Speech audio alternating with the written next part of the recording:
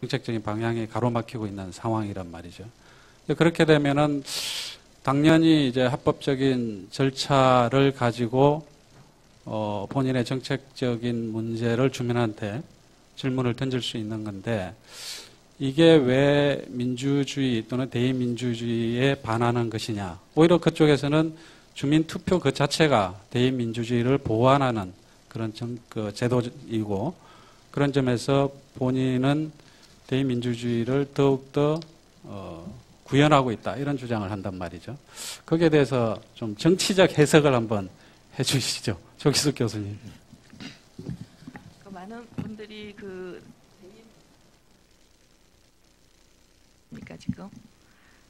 많은 분들이 대의민주주의와 이제 직접민주주의 싸움이 나오면 조금 혼돈을 하시는 것 같아요. 그러니까 대의민주주의는 우리가 후보에게 표를 던져서 시장도 뽑고 의원도 뽑고, 이게 대의민주주의죠. 그래서 그 대의민주주의 틀 안에서는 또 그 틀에 맞는 법적인 절차를 따라서 의사결정을 해야지 되는데, 예를 들면 김문수 지사 같은 경우도 오세훈 시장과 같은 경우이지만 이제 의회의 의견을 존중해서 이제 대화 타협을 통해서 윈윈하는 결과를 나왔단 말이에요. 그래서 민주당 다수인 민주당 의회에서 거부할 만한 법안을 통과시켜주는 대가로 이제 무상급식도 이제 김문수 지사가 양보하는 이런 식의 대의민주주의란 게 그런 거죠. 그러니까 국민들이 그 시장이나 지사와 이 의회를 다수를 다르게 만들어 놓으면은 이제 서로 대화 타협을 통해서 하라는 게 대의민주주의의 틀인데, 거기에서 대화 타협을 거부함으로써 오 시장이 참패한 거거든요. 그러면 그걸로 끝나야 되는데, 이 주민투표는 직접민주주의거든요. 그러면 직접민주주의는 왜 만들어졌냐 하면 대의민주주의의 전혀 의사를 표명할 수 없는 사람들을 위해서 만들어진 게 이 직접민주주의입니다. 그래서 주민투표라는 것은 의회에서 전혀 거론되지 않고 묻혀있는 의제를 소수자들이 올리기 위해서 만든 거기 때문에 사실 투표율도 과반수가 아니라 3분의 1이면 이걸 유효하게 봐주는 거예요. 그래서 매우 요건이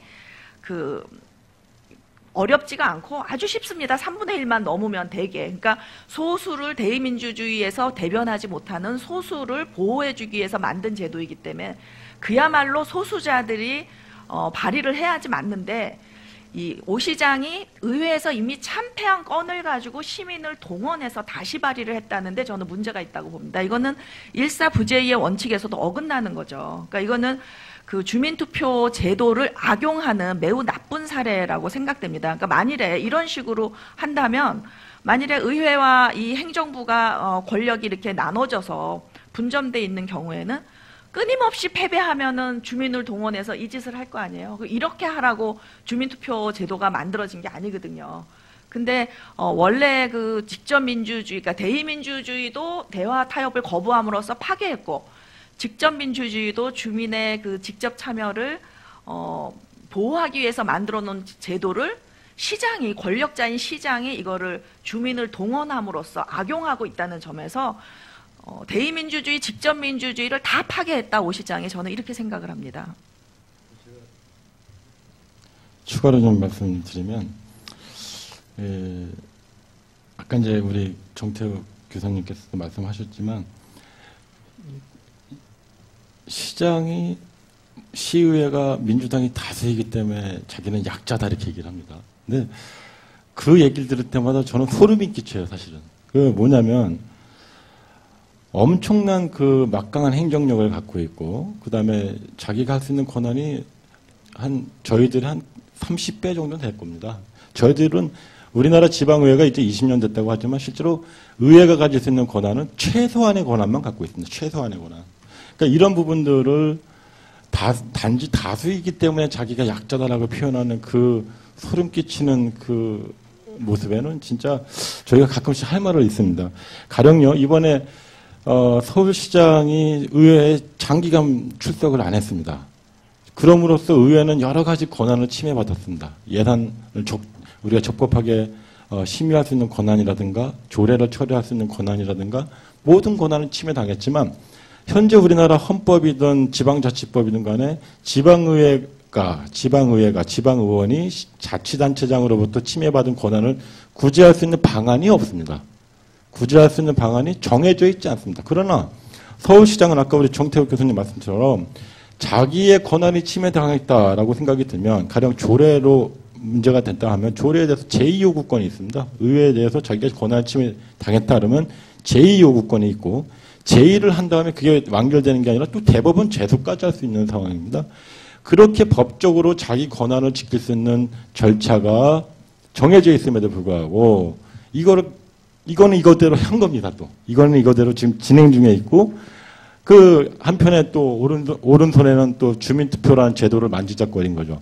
주민투표 제도는 사실 우리나라 법에서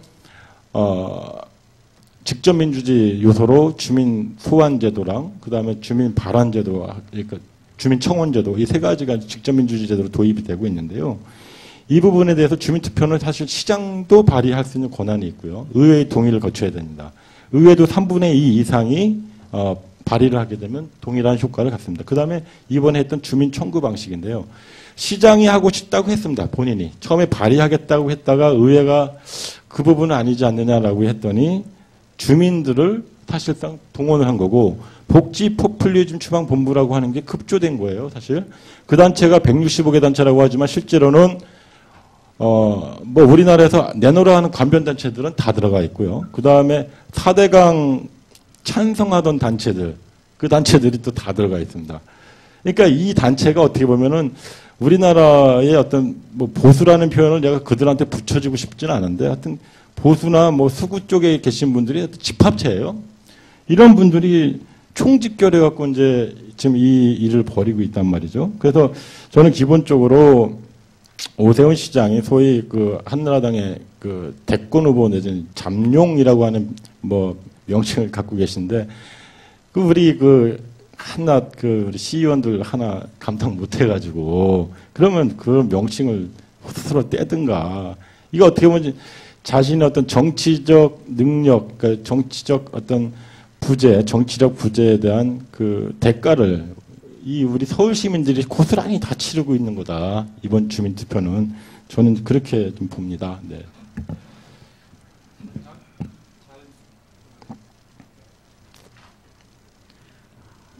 제가 잘 이해가 안 되는 게요. 그 이제 주민투표 안건이 이제 확정이라 그러죠, 표현을. 확정이 되려면은 이제 3분의 1 이상, 그러니까 주민투표권자의 3분의 1 이상이 투표에 참여를 해야 되지 않습니까? 근데 대체적으로 이제 정치권이나 또 여기에 관심을 가지고 있는 사람들 얘기를 들어보면은 3분의 1을 넘기가 쉽지 않다. 또 그런 얘기도 합니다. 자, 그러면은 오세훈 시장 입장에서 사실은 도박이죠. 여기서 만약에 주민투표에서 지게 되면은 당연히 이제 뭐 시장직 사퇴해라 이런 얘기가 나올 것이고 제가 볼 때는 지금 전 서울 시민을 이 와중으로 끌어들인 것에 대한 어떤 책임을 피할 수는 없을 것 같아요.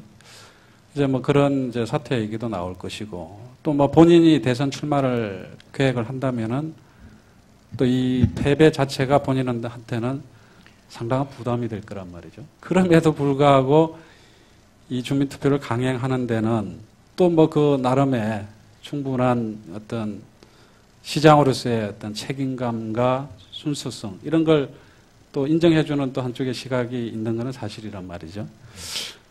그 위험 부담을 안고 정말 정치적 플랜이 있다면 과연 어떤 이득이 있길래 이렇게 추진할까 정말 궁금합니다.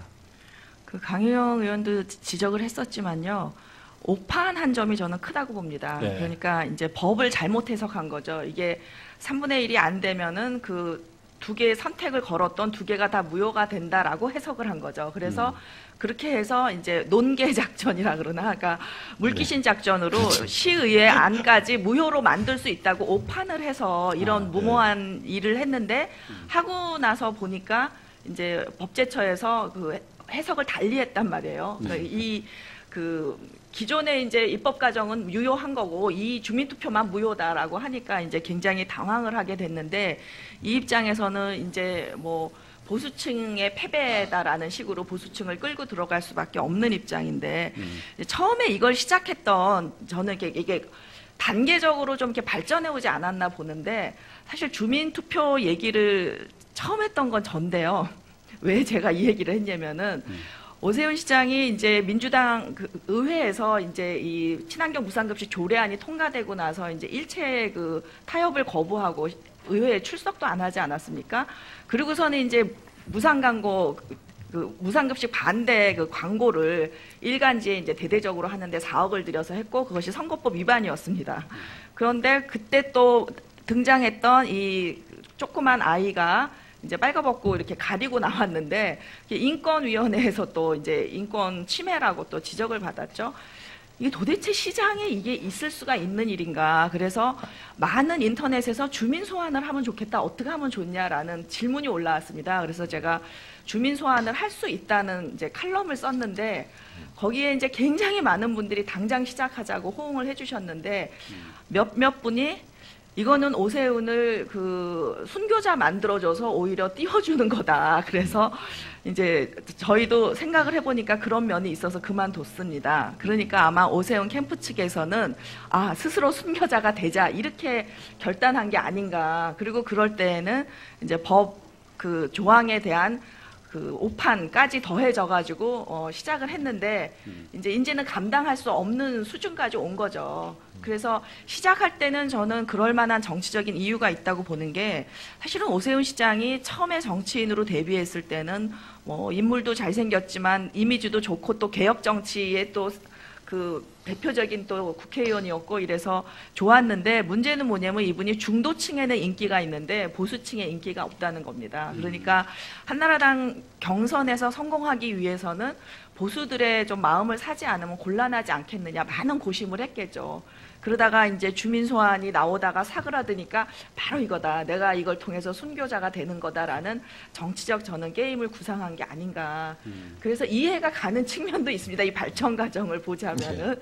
그리고 이제 특히 한나라당 내에 친이와 친박 간의 이제 권력 갈등이 심하고 이거는 거의 지금 그 겉으로만 붙어 있는 거지 내부적으로는 이 갈등의 골이 매우 심각합니다. 근데 여기에서 이제 친박은 박근혜라는 뚜렷한 대선 주자가 있지만 친이는 사실 차기가 대중적인 정치인이 없는 거죠. 이재호 씨가 차기가 되리란 생각은 국민이 별로 안 하고 있기 때문에 아마 오세훈 시장은 친이의 후보가 되고 싶은 마음이 컸던 것 같습니다. 왜냐하면 이 지방선거 이전부터 무상급식이 이렇게 의제화되기 시작했을 때 이명박 대통령이 무상급식은 파퓰리즘이다 안 된다라고 세기를 박았기 때문에 이제 이 대통령의 마음을 얻기 위한 행보에서부터 이렇게 온 게 아닌가 저는 그렇게 그 뭐 정치 논평가로서 한번 분석을 해봤습니다. 근데 이제 제가 볼 때는 여하튼 오세훈 시장은 결과에 관계없이 정치적인 목적은 어느 정도 이룬 게 아닌가 그렇게 판단도 들어요. 왜냐하면은 일단 반복지 전선의 중심으로 등장한 거고, 그리고 또 여하튼 복지 포퓰리즘 추방운동본부인가요? 이제 그 세력과 연대해서 일종의 이제 정치적 기반이 만들어진 거죠. 과연 그게 본인의 대권 가도에 어느 정도의 기여를 할 수 있을지는 모르지만은 일단 그런 측면이 없는 건 아닌 것 같아요. 여하튼